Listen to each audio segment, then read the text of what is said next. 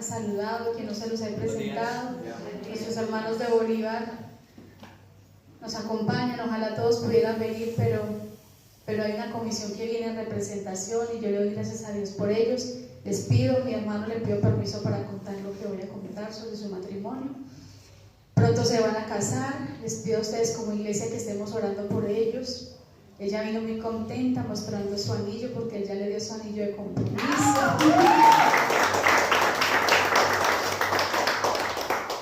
No sabe quién está más contento, si ellos o nosotros.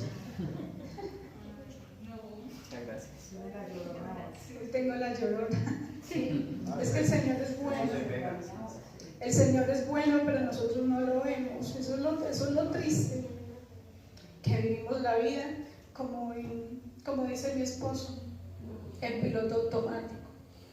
Que no vemos las grandezas de Dios y que cualquier cosa hace que dejemos de verlo a Él y que veamos los problemas y que veamos el desierto más grande que eso y más grande que todo lo que ya tenemos. Porque queremos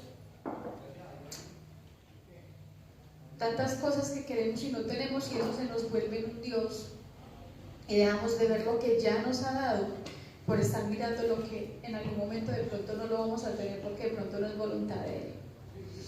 Entonces hoy estoy emocionada, pero no es de tristeza, sino de mucha alegría y de mucho gozo de ver cómo el Señor todos los días nos bendice y cómo cada domingo nos sorprende y cómo cada mañana esa misericordia nueva verdaderamente es nueva. Yo le doy muchas gracias a ustedes y al Señor porque es el que los ha traído.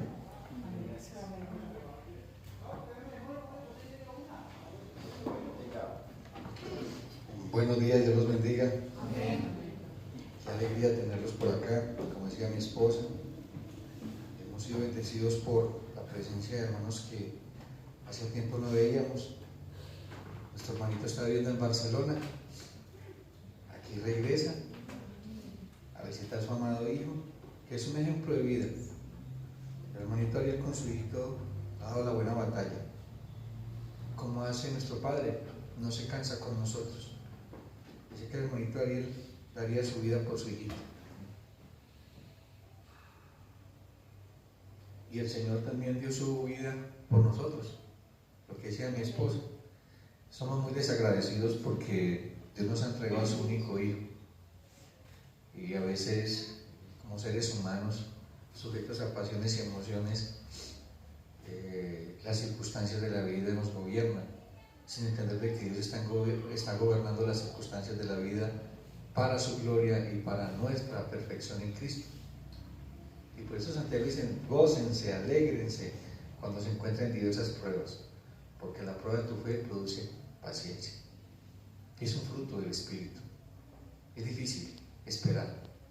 Es difícil esperar porque el que espera, desespera. El que espera, desespera. Es correcto. Si tú esperas en Dios, no desesperarás, porque Dios nunca llega tarde. Dios llega cuando tiene que llegar.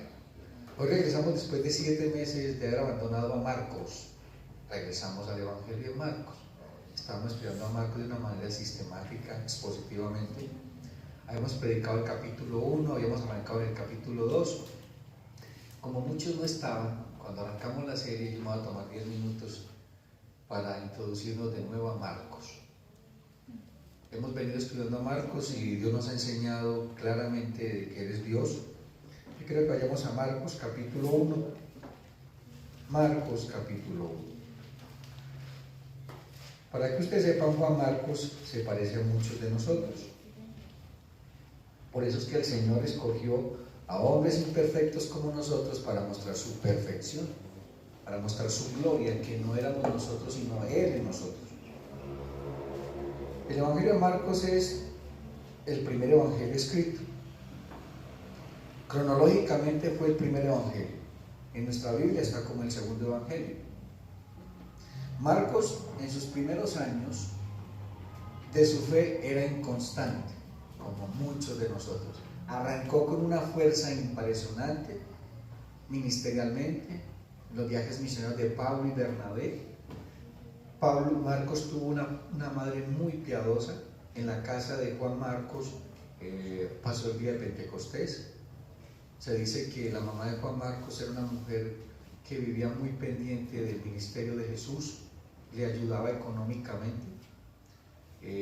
Era un lugar especial para los discípulos. Allí se reunían, incluso cuando Pedro fue apresado con Juan, allí estaban todos los discípulos escondidos en la casa de Juan Marcos. Juan Marcos era un jovencito, sobrino de Bernabé, pero se convirtió como en el discípulo del apóstol Pedro. El apóstol Pedro no sabía leer ni escribir, entonces su amanuense fue Juan Marcos. Juan Marcos escribió lo que Pedro le dictó, lo que Pedro vio de Jesús. Entonces literalmente es el evangelio de Pedro, pero escribió Juan Marcos. Pero Dios le da la honra a Juan Marcos por todo lo que hizo. Entonces les explicaba de que Juan Marcos fue un joven inconstante como muchos de nosotros. Arrancamos con mucha fuerza en el cristianismo, empezamos a servirle al Señor, pero por X o Y motivo abandonamos, bajamos la guardia, dejamos de servir, quizás abandonamos la iglesia. En algunos momentos pensamos abandonar la fe, pero Dios no nos abandona a nosotros. El Señor nos escogió y Él empezó una obra en nosotros y la perfecciona y la termina, queramos o no queramos, pero Dios la termina. Él nos escogió y nos llamó con llamamiento santo. Eso tiene que dar alegría a nosotros como creyentes, porque sé que muchos de los que estamos aquí tenemos familia que en algún momento escucharon el evangelio, se apartaron, no han regresado, algunos están en la provincia apartada, pero en esa provincia apartada también gobierna Dios. Allá está el Señor gobernando y está en control, guiando los pasos de nosotros al arrepentimiento y a la fe en el Señor Jesucristo. Juan Marcos empezó y era inconstante. Yo creo que me acompañen a Hechos capítulo 13:13. Hechos capítulo 13:13, Sofía. Isabelita, Hechos 15:38. Sofía, Hechos 13:3. Isabela, 15:38. Hechos 13.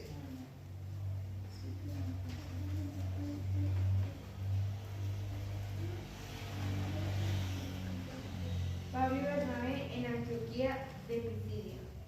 Habiendo zarpado de Pafos, Pablo y sus compañeros arribaron a Perge de Panfilia, pero Juan, apartándose de ellos, volvió a Jerusalén. Abandona el ministerio. No sabemos por qué fue lo que pasó, pero abandona el ministerio. Isabela, 15:38.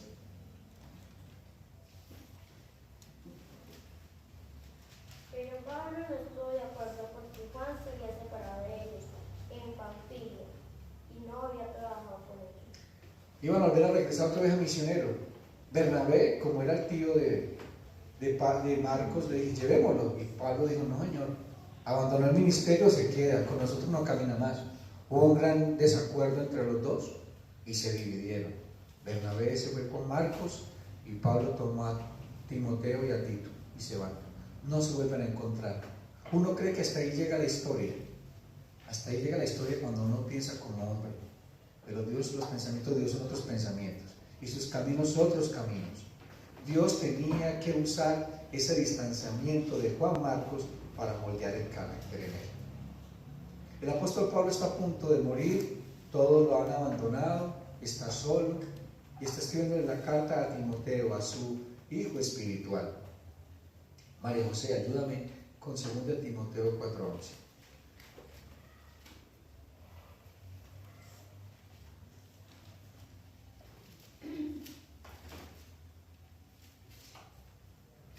Segundo Timoteo 4:11. Solo Lucas está conmigo. Toma a Marcos y tráele contigo, porque me es útil para el ministerio. ¿Escucharon eso? Pablo, aquel que dijo que no lo quería llevar, ahora está escribiéndole a Timoteo diciéndole, llámame a Juan Marcos porque me es útil en el ministerio. Qué fuerte es, o sea, porque es que nosotros podemos pensar muchas cosas de las personas, pero otra cosa es la que piensa Dios de mí y de las personas. Es Dios el que está en control de todas circunstancias. Lo que tenemos que hacer nosotros es confiar y esperar en el Señor que Él hará su obra perfecta en todos y cada uno de nosotros en su tiempo perfecto. Entonces, teniendo como introducción eso, miren que este evangelio va a ser poderoso. En este evangelio hay algo muy particular.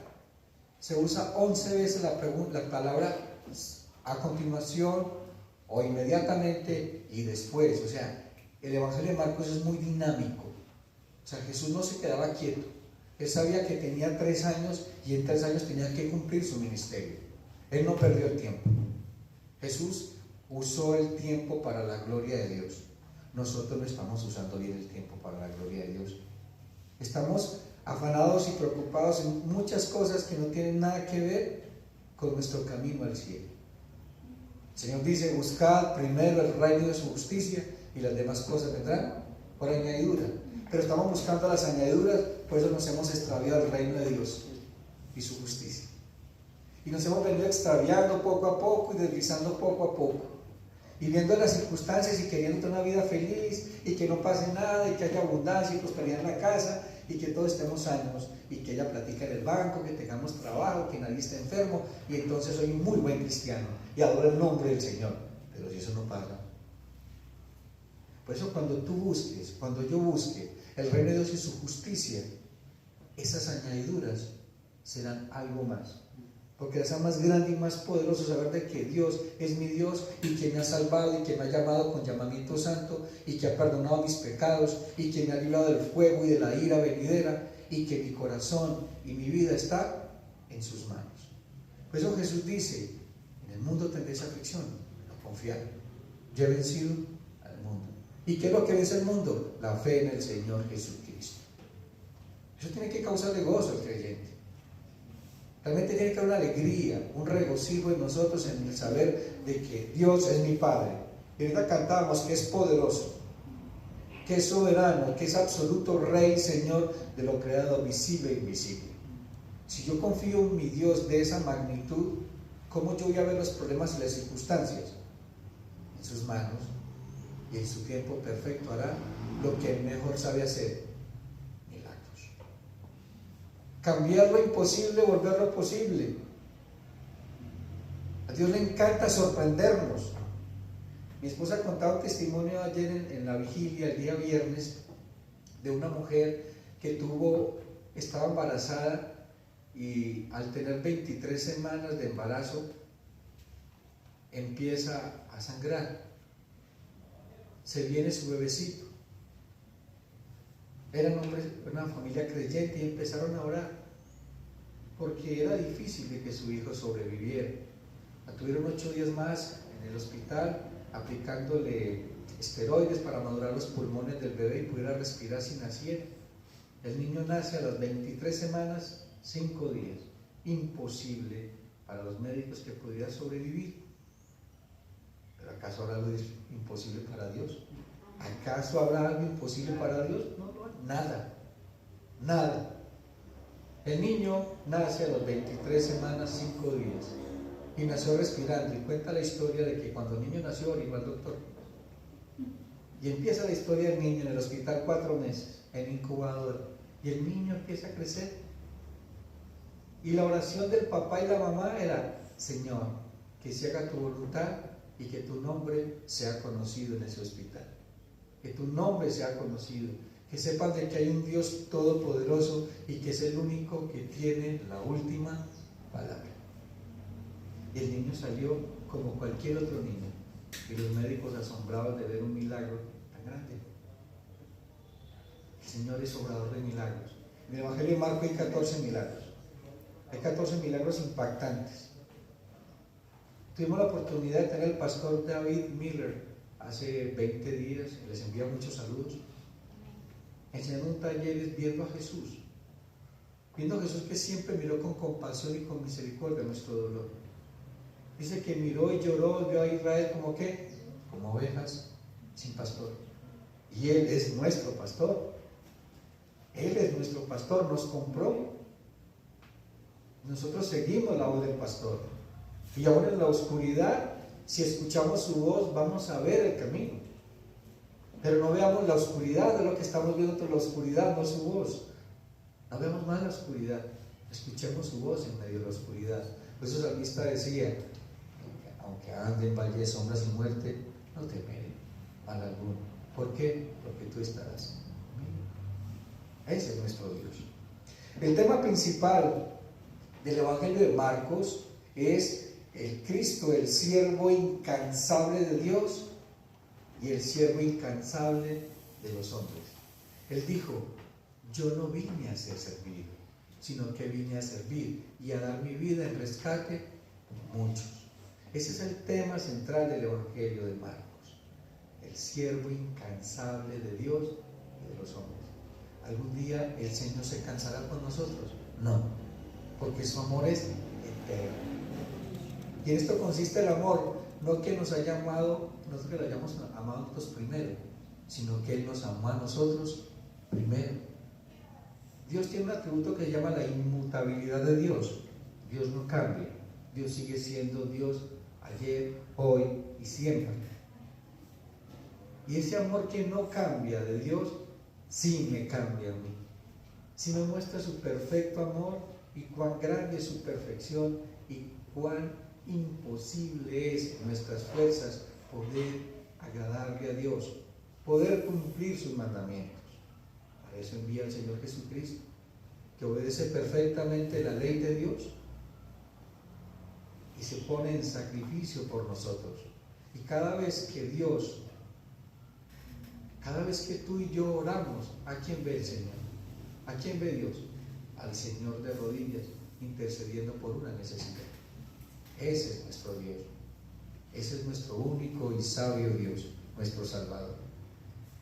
Dice que el Señor, en Marcos, Él satisface la necesidad incontable de almas en el momento perfecto, de la manera perfecta. Algún milagro esos 14 que hizo en el Evangelio de Marcos, porque fueron más, pero Marcos solamente habla de 14, Dios hizo milagros imperfectos. Sanó y le dijo, vea, usted va a sanarse un poquitico, pero más adelante se sanará otro poquitico. Él te dijo, sé sano y ya, vale de contar. Ese es nuestro Dios y llega perfecto. ¿Y por qué perfecto? Porque es que Dios tenía un plan y propósito establecido para el Señor Jesucristo.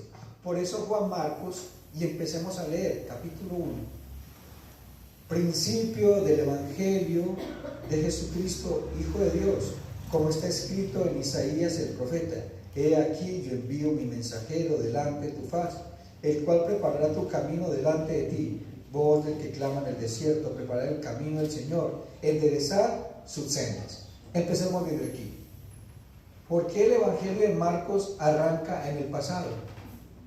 Mire cómo empieza, el principio del Evangelio del Señor Jesucristo. Cuando empezamos a estudiar el Evangelio de Marcos, les explicaba la palabra Evangelio. La palabra Evangelio siempre decimos, y es cierto, son buenas noticias, buenas nuevas. Pero esas buenas nuevas tienen que empezar con una mala noticia. Para poder que sea una buena noticia, tiene que haber primero ¿qué? Una mala noticia. ¿Cuál es la mala noticia? Que estamos muertos en delitos y pecados. Que por nosotros no podíamos salvarnos. Por eso es que era la ley. La ley mostraba de que el hombre era imperfectamente imposible para agradarle a Dios perfectamente. Por eso necesitamos la gracia. Entonces, la noticia buena empieza con una mala, que necesitamos un Salvador porque estamos más perdidos que el día de la madre. No encontramos salida, no encontramos la salvación, no encontramos el camino a casa. Pero el Señor es el camino, la verdad y la vida. Nadie viene al Padre si no es por mí, que soy el Hijo, dice el Evangelio. Pero ¿por qué empieza en el pasado? Porque 722 años el Señor, Dios Todopoderoso, había profetizado a través de Isaías que iba a enviar un mensajero. Por eso es que el Marcos empieza introduciendo lo nuevo, lo viejo en lo nuevo, diciendo, Dios no se equivocó, lo que Dios dijo se cumplió. Envía un mensajero a Juan el Bautista, 720 y tantos años se cumplió. Fuerte esperar 700 años. Cuando llega, mire tan tremendo esto, cuando aparece Juan el Bautista, ¿sabe por qué hubo tanto impacto en Israel? Porque llevan 400 años sin escuchar la voz de Dios. Un silencio de Dios total. ¿Será que así está tu vida? Un silencio de Dios. Cuando hay silencio de Dios, ¿qué hacemos? ¿Esperamos o nos desesperamos? Yo creo que mejor lo segundo, nos desesperamos, no esperamos. Pero 400 años estuvo sellada la voz de Dios. Por eso cuando sale Juan el Bautista todo el mundo sabía, había una conmoción en Israel. ¿Por qué? Porque estaba profetizado que cuando llegara el profeta Elías, o el espíritu del profeta Elías, era porque venía el Mesías, era porque venía el Cristo. Pero ellos creían que venía un Cristo que los iba a salvar de la opresión del Imperio Romano, de que se iba a sentar en el trono de David, de que iba a empezar a gobernar. Pero como no fue así, muchos se desconcertaron. Hasta el mismo Juan el Bautista más adelante se van a dar cuenta que Juan el Bautista le manda un mensaje a Jesús y le dice: ¿eres tú el Cristo o tenemos que esperar a otro? Y está metido en la cárcel. Iban a cortar la cabeza. Él dijo: bueno, ¿cuándo se pone en el trono para que me saquen de aquí? Él no había entendido, porque era la revelación que Dios daba para ese tiempo y para ese momento. Por eso también Judas lo entregó, porque dijo: esa plática se perdió. ¿Cómo así que el reino no es ni comida ni bebida? Él le interesaba la comida y la bebida. Él no quería ni justicia, ni paz, ni gozo en el Espíritu. Mucho creyente está así. No quiere justicia, ni paz, ni gozo en el Espíritu, sino quiere prosperidad. Quiere casa, carro y beca. Quiere una vida muy satisfactoria. Pero le tengo una mala noticia, que eso no es el Evangelio del Señor Jesucristo. Que si a Dios le place en su infinita voluntad, una cosa sí le tengo clara, hermano y hermana: el pan nuestro de cada día nos lo dará hoy. El de mañana, mañana. Una, eso sí es claro. Dice que no hay hijo de justo que mendigue pan. Dios no nos dejará sin alimento diario. Pero queremos el mercado del mes, hoy o del año. Entendamos de que nuestra prosperidad es espiritual y nos enfocamos espiritualmente a crecer espiritualmente, y lo demás viene por añadidura. Pero adoramos las añadiduras, nos encantan las añadiduras, y eso es lo que más buscamos del Señor. Y eso fue parte del sermón del domingo pasado. ¿Por qué adoras a Dios? ¿Qué es lo que buscas de Dios?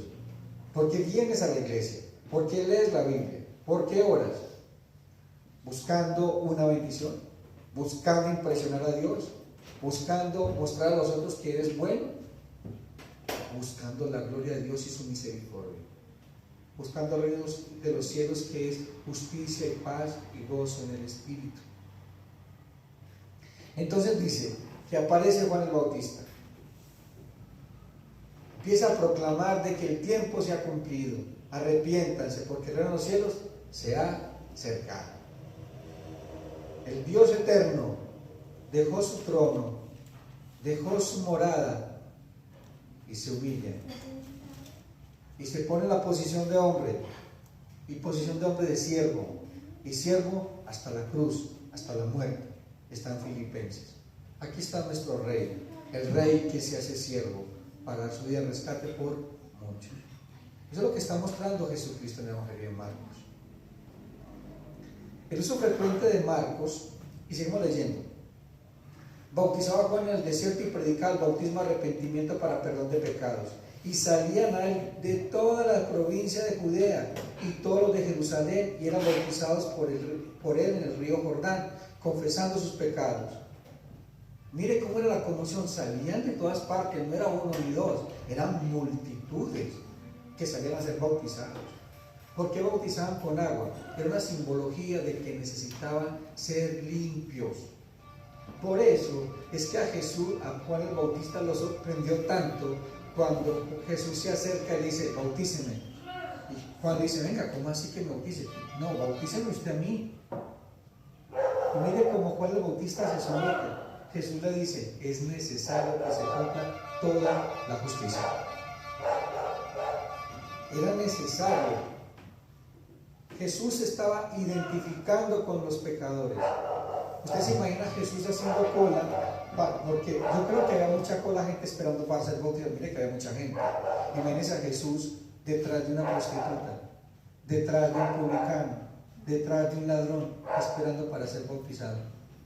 Usted se imagina esa imagen.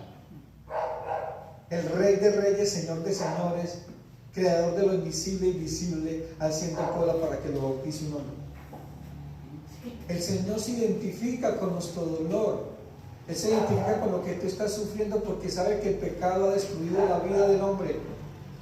¿Y sabe cuánto sufrimos? Jesús lloró por el dolor cuando vio que su amigo Lázaro había muerto. Y mire que lloró. ¿Por qué lloró? Porque sintió el dolor de una familia que estaba sufriendo la pérdida de un ser querido. Ven a Jesús sanando al hijo de la viuda de Naín, resucitándolo, sin importar ningún protocolo. Tocó el fetro, tocó el ataúd donde llevaban el joven, lo resucita, lo coge en la mano y se lo entrega a su mamá. Ese es nuestro Rey, ese es nuestro Señor. Entonces, ¿por qué en el dolor que tienes, en el sufrimiento que estás pasando, por qué no confías en Él? ¿Por qué no esperas en Él? ¿Por qué no le das la gloria todo el tiempo en lo que estés viviendo? Porque eso que estás viviendo tiene un propósito, que veas a Dios en esa circunstancia. Y lo verás si crees. Pero sin fe es imposible agradarle a Dios. Es imposible agradarle a Dios. Luego dice, y Juan estaba vestido de pelo de camello y tenía cinto de cuero alrededor de sus lomos y comía langostas y miel silvestre y predicaba diciendo, viene tras de mí el que es más poderoso que yo, a quien no soy digno de desatar, encorvado la correa de su calzado. Yo la verdad he bautizado con agua, pero él bautizará con el Espíritu Santo. Mire cómo se vestía. Imagínese que salga un hombre por la calle ahorita con un vestido de pelo de camello, con un cinturón y que va en el desierto comiendo miel y langostas. Era un hombre muy especial. Juan el Bautista era un hombre muy especial, como eres tú y como lo soy yo. ¿Sabes por qué? Hay un texto que dice que Jesús está hablando de que ningún hombre nacido de mujer de ese tiempo era más grande que Juan el Bautista, pero uno de los del reino de los más pequeños era más grande que él. ¿Por qué? ¿Por qué está diciendo eso? Porque nosotros tenemos una diferencia con Juan el Bautista, de que en ese momento Juan el Bautista no había recibido el perdón de pecados porque no había visto al Rey de Reyes resucitar entre los muertos.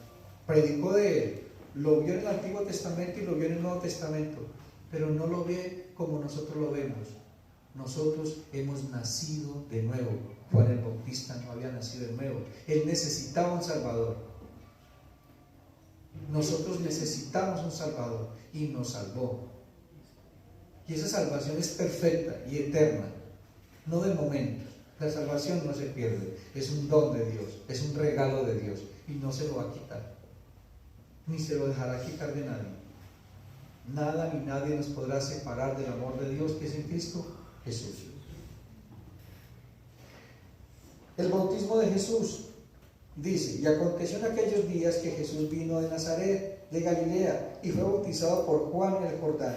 Y luego cuando subía del agua, vio abrirse los cielos y el Espíritu como paloma que descendía sobre él, y vino una voz del cielo que decía, tú eres mi Hijo amado, en ti tengo complacencia. Dios estaba ratificando audiblemente de que Jesús era su Hijo y que tenía un plan y un propósito y que lo iba a cumplir. Era su Hijo amado. En él tener toda la complacencia, toda la autoridad, dominio y poder estaban en Jesús, aun siendo hombre. Allí estaba el Hijo de Dios, recibiendo su ministerio. ¿Por qué no hizo milagros antes? ¿Sería que antes de que Jesús, de los 30 años, no habían enfermos? Muchos. No había llegado su hora. Por eso es que Jesús, cuando está en las bodas de Caná, ¿qué fue lo que le dijo Jesús a la Virgen María? Cuando se acabó el vino y le dice a Jesús, mujer, ¿yo qué tengo que ver con esto? Mi hora aún no ha llegado. Y era aún así, para honrar a su madre, hace el milagro. Quizás no ha llegado la hora de tu milagro. Quizás no ha llegado la hora de tu milagro. Está preparando tu corazón para el milagro que estás esperando, para la gloria de Dios. Porque si lo que estás pidiendo está fuera de la voluntad de Dios, créeme que no va a llegar. Te preparará y te fortalecerá y te animará a que continúes el camino, glorificando el nombre del Señor con la circunstancia que estás viviendo y que vivirás. Tentación de Jesús. Estoy haciendo como recordaréis para entrar en el tema. Luego el Espíritu lo impulsó ¿a dónde? Al desierto. ¿Quién llevó a Jesús a ser tentado? Dios. Hay momentos en que Dios te lleva a momentos difíciles. Dios está en control. Dios ha preparado todo para que su nombre sea glorificado. Jesús fue llevado al desierto. Estaba 40 días y 40 noches sin comer. Dice. Y luego el Espíritu lo impulsó al desierto. Y estuvo allí en el desierto 40 días y era tentado por Satanás. ¿Y estaba con qué? ¿Con él quiénes? Las fieras y los ángeles le servían. ¿Quién era la compañía de Jesús en el desierto? Las fieras. 40 días y 40 noches en el desierto de Judea. Allí está el Señor. ¿Quién nos amplía más esa tentación? En Mateo capítulo 4 del 1 al 11 y en Lucas 4 del 1 al 13 nos amplía cómo fue la tentación. Aprendimos de que cuando estudiábamos en esa tentación veíamos cómo fue tentado Satanás, cómo fue tentado Jesús por Satanás, y veíamos cómo fue que Jesús enfrentó al enemigo. ¿Lo reprendió? No. Dijo, escrito está, escrito está y escrito está. Nosotros enfrentamos, la verdadera guerra espiritual va más allá del mundo invisible, porque es real. Satanás y sus secuaces son reales y están operando.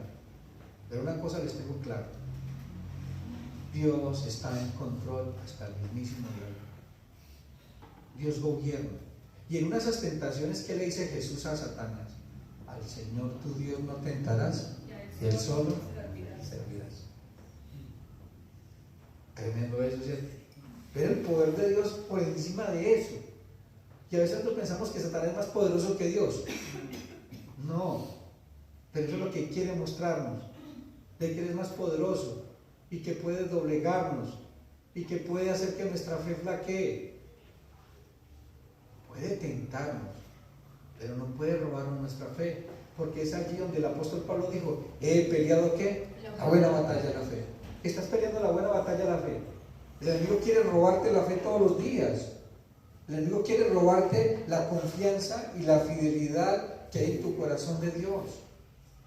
De ver, no se sana, pasa esto, pasa lo otro, nada cambia. No, espera en el Señor. Espera pacientemente en el Señor. Y dice que esperaré pacientemente en el Señor, y Él inclinó su oído a mí y me escuchó. Esperar paciente. Esperar en el Señor. Qué bendición es esperar en el Señor, porque dice que los que esperan en el Señor nunca serán avergonzados. Nunca serán avergonzados. Fue tentado en el desierto. Veíamos que la tentación, Satanás también usó la palabra del Señor. Vimos que la primera tentación estaba tentando la dependencia de Dios, de Jesús, de su Padre. Todo el tiempo quiso el enemigo que se independizara del Padre. Todo el tiempo el enemigo va a querer sacarte la voluntad de Dios y que dependas de otras cosas más que de Dios. Que dependas más de un trabajo para tu provisión. Que dependas más del bienestar de otras personas. Que tu felicidad dependa de otras personas. Que dependa de un matrimonio. Que dependa de una esposa. Que dependa de un esposo. Que dependa de unos hijos. No. Tu felicidad, tu gozo no depende de las circunstancias ni de las personas, sino del Señor de las circunstancias, y que gobierna las personas y que ha creado las personas. El enemigo siempre va a querer que no dependamos de Él, que no dependamos de Dios. Eso fue lo que Satanás le dijo a Eva: con que Dios os ha dicho. No, Dios es malo, independicen de Él, porque Él no es bueno. Él quiere que ustedes sufran, Él no quiere que ustedes sean felices. No. Hay momentos que pensamos eso de Dios. Dios no quiere que sea feliz. Mire cómo lo quiero, mire cómo la quiero. Es que yo quiero esto. No. Dios no te va a dar algo que te va a hacer daño. Él no te va a dar algo que te va a apartar de Él. Él lo que hará es destruir todo aquello que te aparta de Él. Él quitará de tu camino todo aquello que te roba, que le roba la gloria y la honra a Dios. En tu vida lo hará, destruirá cualquier altar, cualquier ídolo que tú hayas construido, porque el que construye ídolos somos nosotros, no son las personas, somos nosotros que construimos ídolos. Y siempre les he dicho que un principio de idolatría es lo que te gobierna. Si a ti te gobierna el dinero, te gobierna el trabajo, te gobierna las circunstancias, ese es tu Dios. Pero cuando te gobierna Dios, mire que el gobierno de Dios es completamente del gobierno de un ídolo. El gobierno de Dios es justicia, paz y gozo en el Espíritu. El gobierno es absoluto, soberano, total, buenamente, perfectamente. Lo que nos muestran los ídolos es insatisfacción todo el tiempo, inestabilidad, inseguridad, porque como los ídolos no pueden controlar nada, entonces todo está así, en descontrol. Y así es tu vida, en descontrol. Pero cuando tu confianza está puesta en Dios, tu vida está en control de Dios.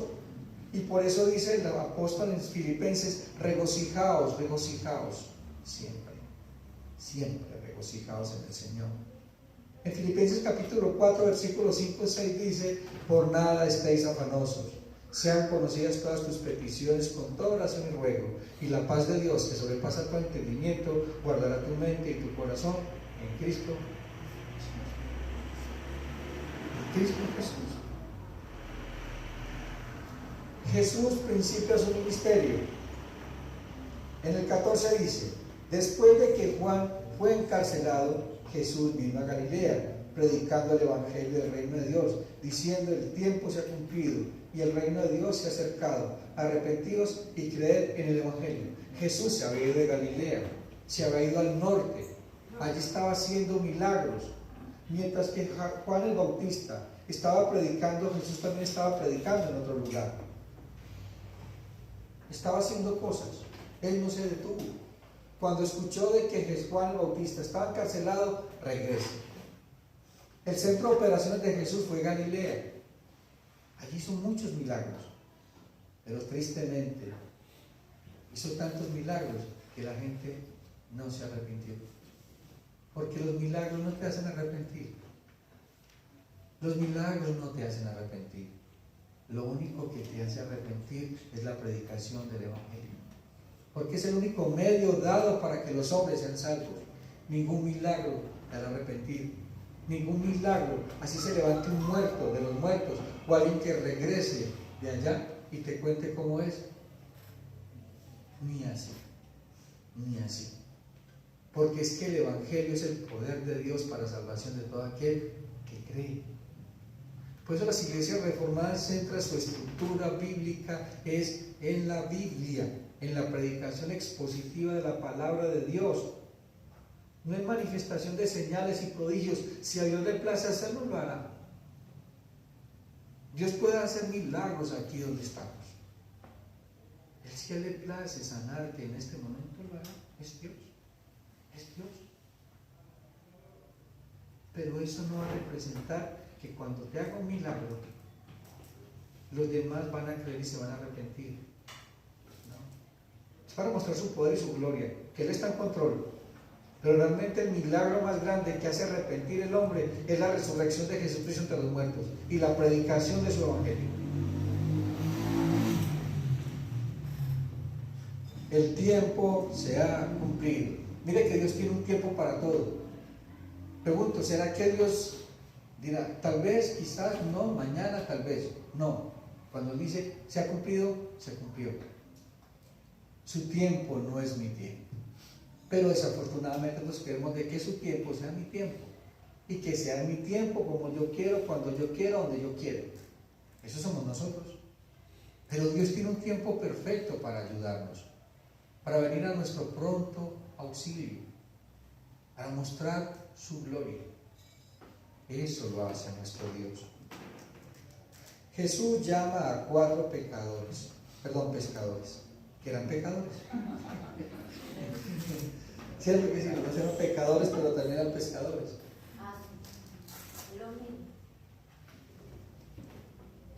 Jesús llama a 4 pescadores.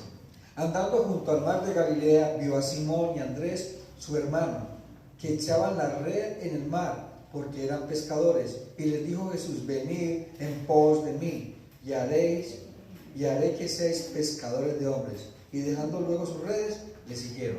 ¿Qué fue lo que pasó? Porque estos hombres se encuentran con Jesús y automáticamente dejan todo y le siguen. Están trabajando, dejan su trabajo y le siguen. ¿Por qué? Para que ustedes sepan, estos 4 hombres eran discípulos de Juan el Bautista. Estos 4 hombres quizás estuvieron cuando Jesús fue bautizado y escucharon la voz. Y escucharon la voz y obedecieron la voz cuando les persiguió. Dijo, vengan, síganme, que haré de ustedes pescadores de hombres. Lo dejaron todo. ¿Tú has dejado todo? ¿O qué redes todavía estás cargando? ¿Has escuchado la voz de Dios? ¿Y te has hecho el necio o la necia? Pregunto, ¿será que ellos solamente son pescadores de hombres o nosotros también? Silencio. Nosotros también somos pescadores de hombres. Por eso está la gran comisión. Y él dijo, id, ser discípulos. Sigue la cruz y sigue. Predicar el evangelio a toda criatura. Tomar la cruz de Cristo y seguirle. Porque el único que es discípulo es aquel que toma su cruz y le sigue. Discípulo sin cruz no es discípulo. Pero hermanos, los animo a que realmente escuchen esto. Somos pescadores de hombres. En donde trabajamos, en el colegio, en nuestra familia, en nuestro vecindario. En donde estemos somos pescadores de hombres. Dios siempre pone oportunidades para que hablemos de Él, para que testifiquemos de Él, pero no lo hacemos. No lo hacemos. Unos por pena, otros por miedo, otros porque no sé. Tenemos la escuela de predicadores los viernes cada 15 días. Los invito a que vengan. Los invito a que vengan. Para que se preparen, en el momento preciso Dios los va a poner a hablar y no van a ser sus palabras, sino el Espíritu Santo. Pero es necesario que conozcamos el mensaje central del Evangelio. Arrepiéntanse y conviértanse, porque el reino de los cielos se ha acercado. Y ese reino está establecido en el corazón de los hombres a través de la gracia, y el Rey regresará. El Rey regresará, pero no regresará como cordero. No regresará como siervo sufriente, regresará como Rey de reyes y Señor de señores, y juzgará a los vivos y a los muertos. ¿Estarás preparado para cuando venga el Rey? ¿Estaré preparado para cuando venga el Rey y me diga, buen siervo fiel? En lo poco me has sido fiel, en lo mucho te pondré. Predicar el evangelio no es solamente para el pastor y para los líderes de la iglesia, o la esposa del pastor, es para todos, absolutamente todos. Y es necesario que prediquemos el evangelio. ¿Por qué la gente no quiere discipular? Porque es algo que genera disciplina, genera que tienes que orar por esa persona, que tienes que prepararte para enseñarle a esa persona, pero sobre todo que tienes que vivir lo que le estás enseñando. Y eso es un reto. Eso es un reto. Porque por eso es que nadie quiere ser discípulo. La iglesia se ha convertido en un obstáculo, una piedra de tropiezo para que la gente conozca a Cristo. La gente quiere ver a Jesús, pero la iglesia no deja ver a Jesús. La iglesia no deja ver a Jesús. Qué triste eso. Pero la iglesia del hombre. Que la iglesia de Cristo muestra a Cristo. Muestra a Cristo en toda nuestra manera de vivir. Por eso es necesario que evaluemos nuestra vida, si realmente estoy siendo un pescador de hombres y qué tipo de pescador estoy siendo. O soy el pescador que llega a la orilla del mar o del lago y empieza a hacer mucha bulla para que los peces no pesen, no lleguen al anzuelo. Quizás seamos eso. Que con nuestro testimonio los pescados se ahuyenten y no quieran venir a la carnada.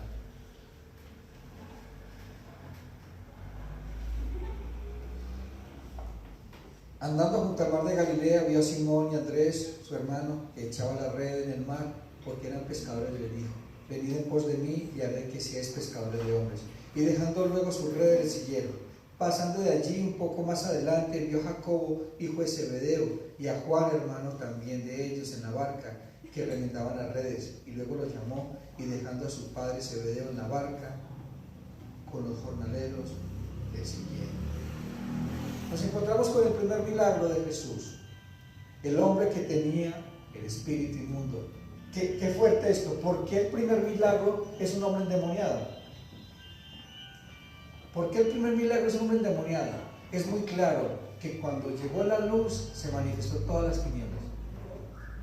Y mira dónde se encuentra el hombre. No se lo encontró en la calle. Leamos el texto 21.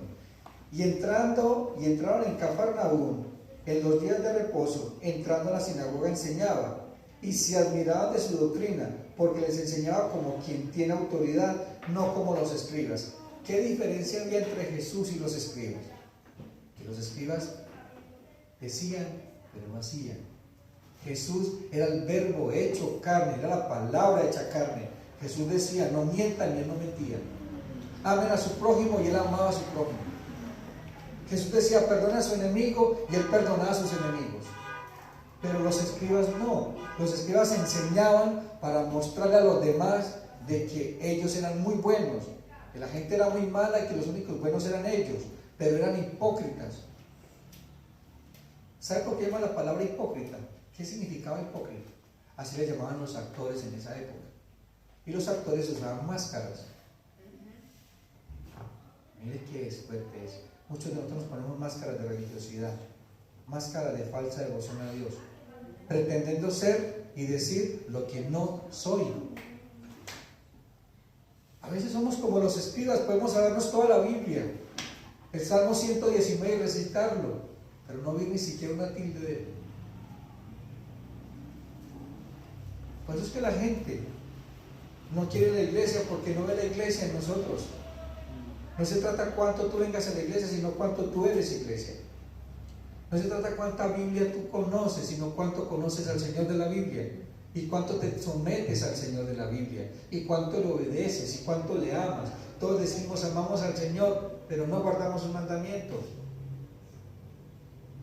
Si nosotros hablamos del primer mandamiento, ¿cuál es? Amarás al Señor tu Dios con todo tu corazón, con toda tu mente, con todas tus fuerzas y con todo tu ser. Y luego, ¿cuál es la consecuencia de amar a Dios? Pero como no amas a Dios, tampoco amas al prójimo. ¿A quién amas?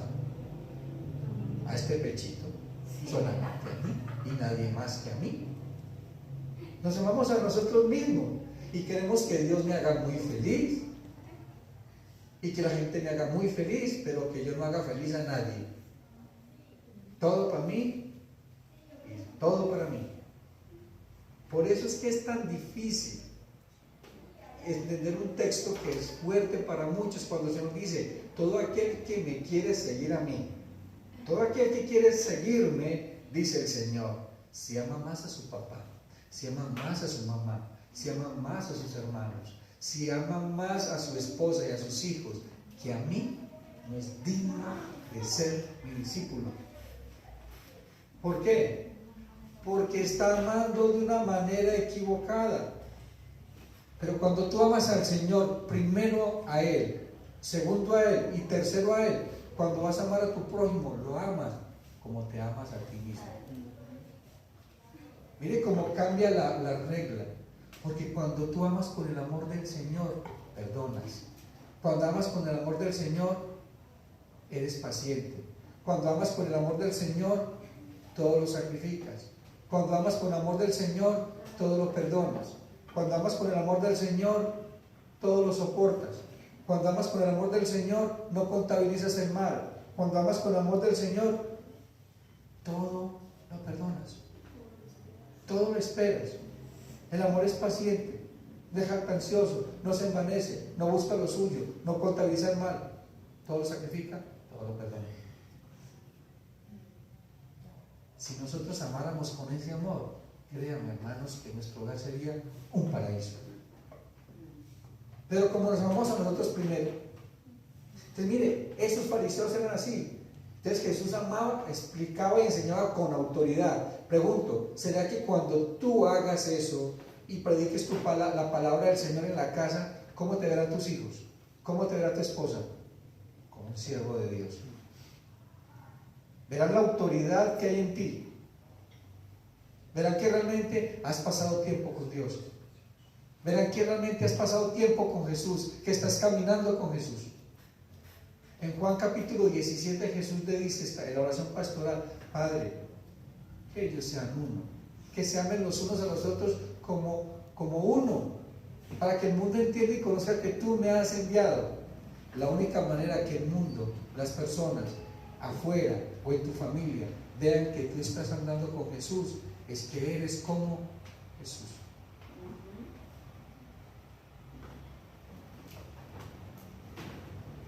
Y admiraban de su doctrina porque les enseñaba como quien tiene autoridad y no como los escribas. Pero había en la sinagoga de ellos un hombre con espíritu inmundo que dio voces. Miren, empezó Jesús a predicar y se manifestó a la oscuridad dentro de la iglesia.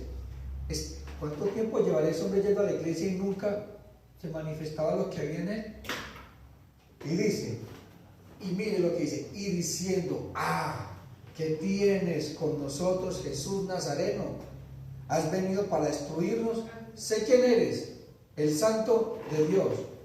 Le garantizo que si en este tiempo pasara eso, todo el mundo, y empezaba el espectáculo y el escándalo, y le preguntaban, ¿cómo te llamas? ¿Cuántos eres? ¿Qué has venido a hacer? ¿Cómo trabajas? Si fuera en este tiempo, y mira lo que hace el Señor, dice, pero Jesús le reprendió y dijo, cállate y sal de él. ¿Por qué lo calló? ¿Por qué no lo dejó hablar? Porque Satanás quería desvirtuar y quería vincular a Jesús con el reino de las tinieblas. Y se da cuenta más adelante que le dijeron que Jesús era hijo de Belcebú. Jesús lo mandó a callar porque no podía relacionar su reino con el reino de las tinieblas. Por eso lo cayó. Por eso lo cayó. ¿Y qué pasó? ¿Salió o no salió? Y el espíritu inmundo, sacudiéndole con violencia y clamando a gran voz, salió de él. Y todos se asombraron, de tal manera que discutían entre sí diciendo, ¿qué es esto? ¿Qué nueva doctrina es esta? ¿Que con autoridad manda a unos espíritus inmundos y le obedecen? Y muy pronto se difundió su fama por toda la provincia alrededor de Galilea. Pregunto, ¿será que el Señor tiene poder y autoridad sobre el mundo espiritual? ¿Sí o no? ¿Sí? ¿Y entonces por qué dudas de su poder? Hay mucha gente que pretende hacer cosas que Dios no ha mandado a hacer. Ir a cerros y a declarar y decretar y a sacar a no sé quién de dónde. No, la mejor manera es que vayas a tu casa, te pongas de rodillas, porque muchas veces el que está haciendo el daño no es el aquel, sino eres tú. Eres tú. El problema de la casa no es el vecino, no es mi esposa ni mi esposa, el problema soy yo, que a veces no parezco a Cristo sino el anticristo.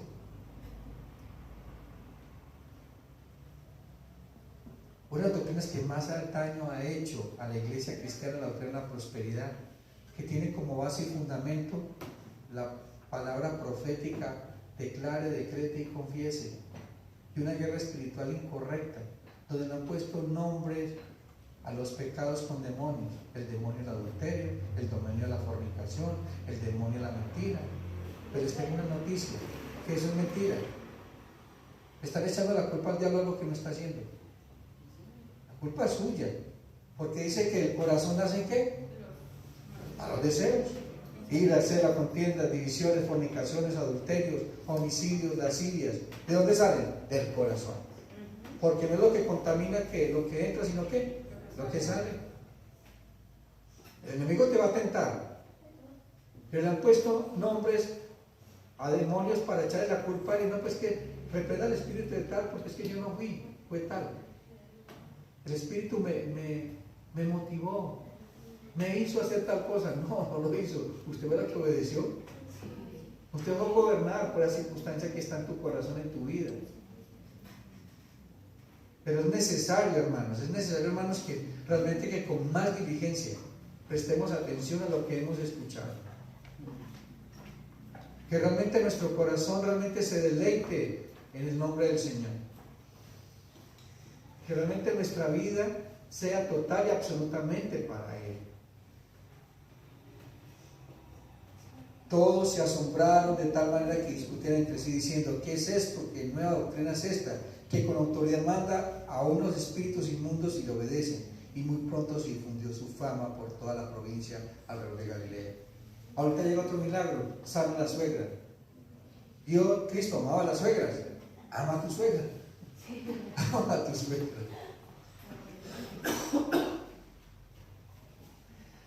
Por ahí de pronto tiene que ver, aunque no soy muy payaso para contar, porque realmente el púlpito no es para contar chistes, pero dicen que porque Pedro negó a Jesús, y muchos dicen que por este milagro, por haberle sanado a la suegra, pero realmente Jesús está interesado en todos. El Señor está interesado en suegras, en suegros, en todos que procedan al arrepentimiento. Pero nosotros hacemos acepción de personas, porque es que nos cae muy mal y porque le voy a predicar. No, mi suegra no, mi suegro tampoco. Lo que nos parezca más fácil, aquellos que son más cercanos a nuestro corazón. No, son todos.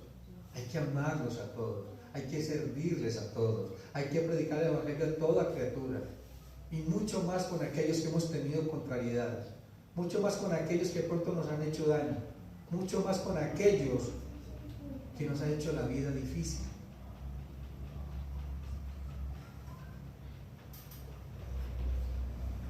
Jesús sana a la suegra. Al salir de la sinagoga vinieron a la casa de Simón y Andrés con Jacobo y Juan, y la suegra de Simón estaba acostada con fiebre, y enseguida le hablaron de ella. Entonces él se acercó y la tomó de la mano y la levantó, e inmediatamente la dejó la fiebre, y ella, ¿le qué? Le servía. ¿Cuántas veces Dios te ha hecho milagros y tú no les sirves? Porque no hay una gratitud en tu corazón con respecto a la buena obra que Dios ha hecho en ti. En la clase pasada hablaba yo de que desagradecido yo he sido con las cosas que Dios me ha dado. Y mi esposa me hizo llorar porque me preguntó que cuántas veces yo había orado y le dado gracias a Dios por haberla traído a mi vida con las niñas. Pocas veces damos gracias a Dios. Pocas veces damos gracias a Dios, porque se nos olvida de las bendiciones tan maravillosas que Dios nos da, porque somos desagradecidos, porque no hay contentamiento en nuestro corazón, no nos deleitamos en las bendiciones de Dios por más pequeñas que sean. Hay milagros pequeños que muestran la gloria de Dios, pero siempre estamos buscando milagros portentosos que nos dejen la boca abierta. De muchas formas, hermanito Ariel, de muchas formas, en cosas tan pequeñas, y nos dicen, no estás solo, yo estoy contigo, así mi hermano, no es valorable. Y estamos tratando con lo más pequeño de yo estoy contigo, no te he dejado sola, no te he dejado solo, yo estoy contigo. Y yo pienso una cosa, que en esas cosas más pequeñas es donde más podemos ver a Dios, en eso tan sutil. Amados hermanos, ya estoy terminando en esta introducción para que la próxima clase vamos a entrar en el capítulo donde íbamos. Dice entonces, sana la suegra, muchos sanados al ponerse el sol. Cuando llegó la noche, el 32, cuando llegó la noche luego de que el sol se puso, le trajeron todos los que tenían enfermedades y a los endemoniados, y toda la ciudad se agolpó a la puerta, y sanó a muchos que estaban enfermos de diversas enfermedades, y echó fuera muchos demonios, y no dejaba hablar a los demonios, ¿porque qué? Porque le conocían. Mucha gente había enferma, mucha gente estaba endemoniada, y venía a él. ¿Será que en este tiempo no pasa igual? Necesitamos sanidad, necesitamos ser libres todos los días de nuestra propia pecaminosidad. Una cosa es clara, nosotros hemos sido liberados de la esclavitud del pecado, porque sigue siendo esclavo, porque sigue siendo gobernado por algo que el Señor ya te dio libertad. Te tengo la noticia, el Señor dice en su palabra, y muchos judíos que habían creído en Él, Jesús les dijo, si ustedes permanecen en mi palabra, conocerán, dice, permanecer en mi palabra, serán verdaderamente mis discípulos y conocerán la verdad. ¿De verdad será qué? ¿Y sabes por qué no eres capaz de enfrentar la situación que estás viviendo en tu vida espiritual? Porque no permaneces en la palabra del Señor. El texto dice, someteos a Dios, resistir al diablo y lo irá a vosotros. Tú no permaneces en la palabra. Entonces, al no permanecer en la palabra, no tienes argumento para enfrentar la circunstancia que estás viviendo. ¡Ay, oren por mí! Listo, ya oramos. Y entonces, ¿qué sigue? Obedece la palabra.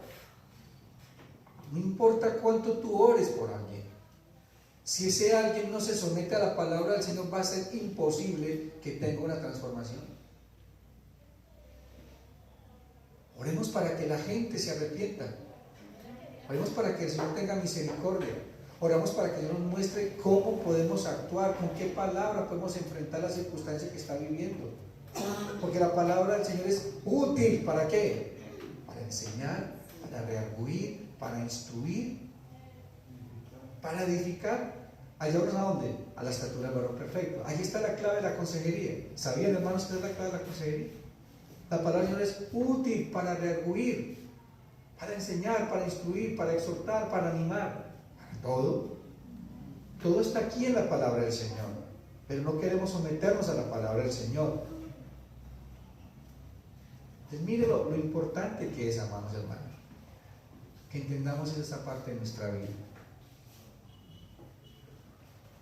Jesús recorre Galilea predicando, levantándose muy de mañana, siendo aún muy oscuro, salió y se fue a donde el lugar diciendo: aquí. ¿Qué hacía él? Oraba. ¿Por qué el Hijo de Dios oraba? Siendo Dios. No se olvide que uno de los factores determinantes e importantes en la vida de Jesús como hombre fue su dependencia total y absolutamente al Padre a través de la oración. La oración es un vínculo que te conecta al Padre, es una dependencia total. No oramos para que Dios haga mi voluntad, sino para que conozcamos cuál es su voluntad, cómo la vamos a hacer, cuándo la vamos a hacer. La oración fortalece nuestra vida espiritual. La oración nos enseña a depender de Dios, porque es un lazo en el cual nos sostenemos en medio de la prueba. Jesús oraba. Jesús sabía quiénes eran los 12 discípulos y por qué oró toda la noche para escogerlos. Él lo sabía o no lo sabía, es omnisciente. Pero también era hombre. Él nos está enseñando la dependencia total a la oración, y Jesús oró total y absolutamente todo el tiempo.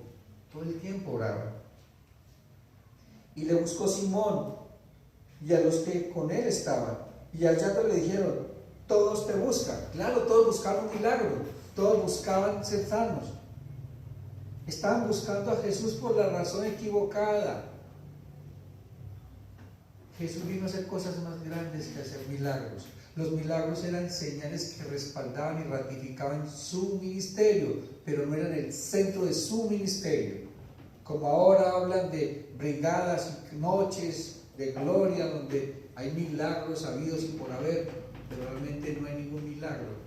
Porque el milagro más grande y más importante es la salvación de un alma. Dios puede sanar a tu hijo. Cree que Dios lo puede hacer si es su voluntad. Él lo puede hacer. Solamente espera y confía en el Señor. Espera y confía en el Señor. Dice Jesús, mira lo que dice acá, que le respaldo bíblicamente lo que les digo. Hallando le dijeron: todos te buscan. Muchos dirían: uy, llegó el éxito, salgamos a hacer milagros, ¿cierto? Los milagros dirían esto: salgamos a hacer milagros porque tengo éxito, tengo fama, vamos a hacer milagros. Y mira lo que dice Jesús. Y él les dijo: vamos a los lugares vecinos para que predique también allí, porque para esto ¿qué? He venido. ¿Para qué? ¿Para hacer milagros o para predicar el evangelio? ¿Por qué? Porque es que cuando Jesús predicaba el evangelio, muchos eran sanos. La sanidad más grande que tiene que haber en tu vida, el milagro más importante, es tu conversión. Lo demás es añadidura. Lo demás es añadidura. Y predicaba en las sinagogas, el 39, de ellos en toda Galilea, y echaba fuera demonios. Aquí me voy a tomar 3 minutos para llegar al punto donde quería llegar. Jesús sanó a un leproso. Vino a él un leproso, rogándole, e hincada la rodilla le dijo: si quieres, puedes limpiarme. Jesús, teniendo misericordia de él, extendió la mano y le tocó y le dijo: quiero ser limpio. Imagínense un hombre leproso. En esa época los leprosos eran vinculados con el pecado, porque el pecado era como la lepra. ¿Saben ustedes por qué la lepra es comparada con el pecado? Porque la lepra empieza a matar todos los sistemas nerviosos del hombre. Entonces la gente empieza a caerse los dedos y no se da cuenta. No hay dolor, como no hay sistema nervioso. Entonces usted no se da cuenta cuando va perdiendo la nariz ni la oreja. Eso hace la lepra, eso hace el pecado. Te insensibiliza ante las cosas de Dios y cuando menos piensa, estás metido hasta acá. Entonces los leprosos eran comparados con los pecadores. Entonces el leproso no vivía dentro del pueblo, vivía a las afueras. Incluso dicen que hacían huecos, vivían en cuevas y la familia les bajaba la comida por lazos. Ellos nunca volvían a tener vínculo ni con la familia, ni con la esposa, ni con los hijos. ¿Cómo estaría este hombre? ¿Cómo estaría su corazón? Y ve a Jesús. Y Jesús se acerca. Para que usted sepa, un leproso contaminaba o hacía inmundo a las personas y mucho más a un rabí como era Jesús, que era un maestro. Pero a Jesús no le importó. ¿Cuánto tiempo llevaba ese hombre sin que nadie lo tocara? ¿Ustedes se imaginan eso? El toque de Dios a un pecador, a un leproso. Jesús vio con misericordia a este hombre y lo tocó. Yo creo que esa alegría de este hombre de saber de que alguien, después de muchísimos años, le toca con misericordia. Porque quizás la gente lo veía con asco. Porque quizás su semblante no era el mejor, oliendo mal, con su cara quizás deformada, su cuerpo. Pero allí está el Señor, haciendo milagros en el tiempo que preciso, a la persona precisa, mostrando su gloria, mostrando su majestad. Dice entonces: vino a él un leproso rogándole, en cara a la rodilla le dijo: si quieres, puedes limpiarme. Y Jesús, teniendo misericordia de él, extendió la mano y le tocó y le dijo: quiero ser limpio. Pregunto, ¿Dios quiere sanar tu corazón? Claro que sí. ¿Dios quiere sanar tu alma? Claro que sí. ¿Que Dios quiere sanar tu cuerpo? Claro que sí. Pero lo hará en su tiempo perfecto. La sanidad de Dios empieza ¿dónde? De adentro hacia afuera. Dios está más interesado que tu alma esté sana y luego sanará tu cuerpo.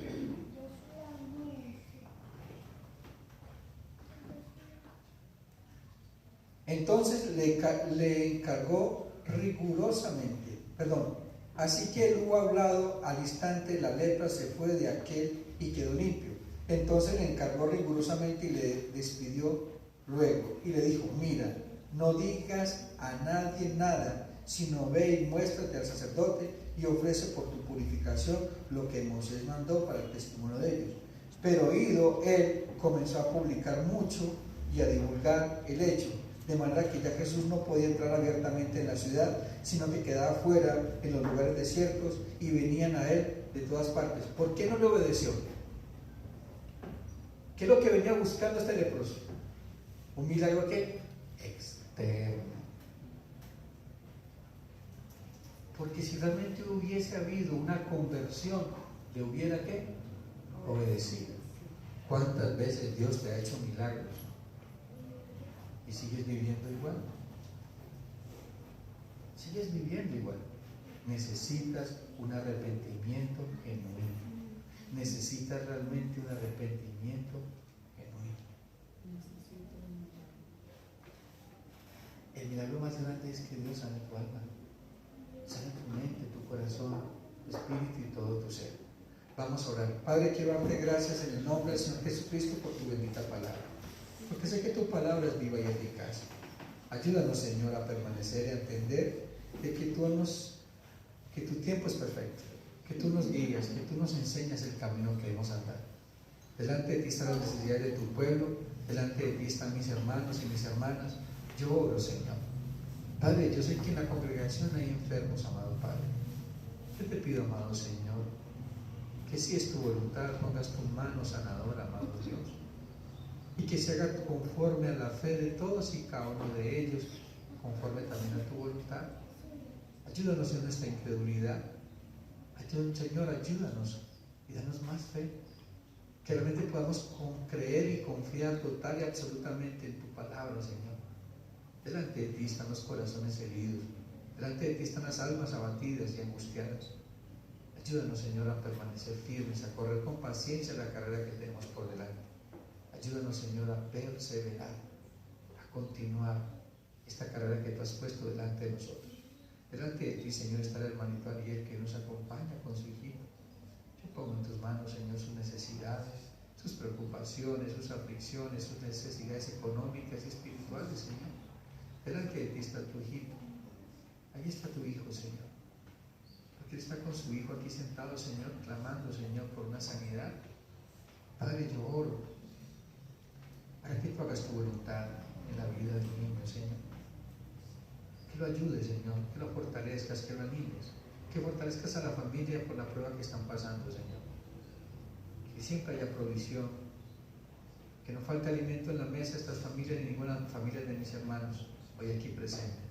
Yo oro por ellos, por sus necesidades, por sus debilidades, por la conversión de sus familias si son inconversos. Padre, ayúdanos a perseverar y a dar la buena batalla de la fe. Todo esto, Señor, te lo pido y te doy gracias en el nombre del Señor Jesucristo. Amén. Delante de ti está Carolina y Edgar, Señor. Hoy se han comprometido oficialmente para casarse, Señor. Yo oro por esta pareja, Señor, para que les dé la sabiduría necesaria a mi hermano Edgar, que sea ese hombre que ame a Carolina como Cristo amó a la iglesia. Que Carolina se sujete a su esposo como Jesucristo se sometió y sujetó al Padre. Que se amen, Señor, con el amor perfecto del Señor Jesucristo. Guíanos y enséñanos a enseñarles a ellos a dirigir su matrimonio. Hemos orado en el nombre de Jesús. Amén y amén. Dios los bendiga, amados hermanos.